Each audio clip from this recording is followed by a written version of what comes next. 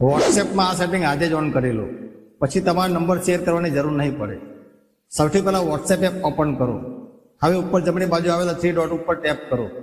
ત્યારબાદ સેટિંગમાં જાઓ. હવે એકાઉન્ટ ઉપર ટેપ કરો. જો તમારા વોટ્સએપમાં નવું ફીચર આવી ગયું હશે તો અહીં યુઝરનેમનો તમને વિકલ્પ જોવા મળશે. હવે યુઝરનેમ ઉપર ટેપ કરીને તમારું પસંદગીનું યુઝરનેમ સેટ કરી દો.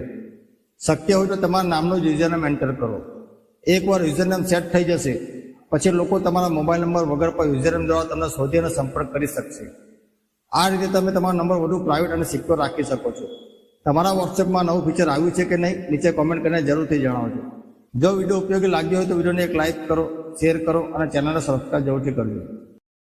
વોટ્સએપમાં આ સેટિંગ આજે જ ઓન કરી લો, પછી તમારો નંબર શેર કરવાની જરૂર નહીં પડે. સૌથી પહેલાં વોટ્સએપ એપ ઓપન કરો. હવે ઉપર જમણી બાજુ આવેલા 3 ડોટ ઉપર ટેપ કરો. ત્યારબાદ સેટિંગમાં જાઓ. હવે એકાઉન્ટ ઉપર ટેપ કરો.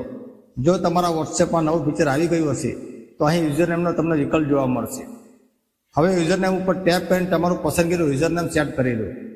શક્ય હોય તો તમારા નામનું જ યુઝરનેમ એન્ટર કરો. એકવાર યુઝરનેમ સેટ થઈ જશે પછી લોકો તમારા મોબાઈલ નંબર વગર પર યુઝરનેમ દ્વારા તમને શોધી અને સંપર્ક કરી શકશે. આ રીતે તમે તમારો નંબર વધુ પ્રાઇવેટ અને સિક્યોર રાખી શકો છો. તમારા વોટ્સએપમાં નવું ફીચર આવ્યું છે કે નહીં નીચે કોમેન્ટ કરીને જરૂરથી જણાવજો. જો વિડીયો ઉપયોગી લાગ્યો હોય તો વિડીયોને એક લાઇક કરો, શેર કરો અને ચેનલને સબસ્ક્રાઇબ જરૂરથી કરજો.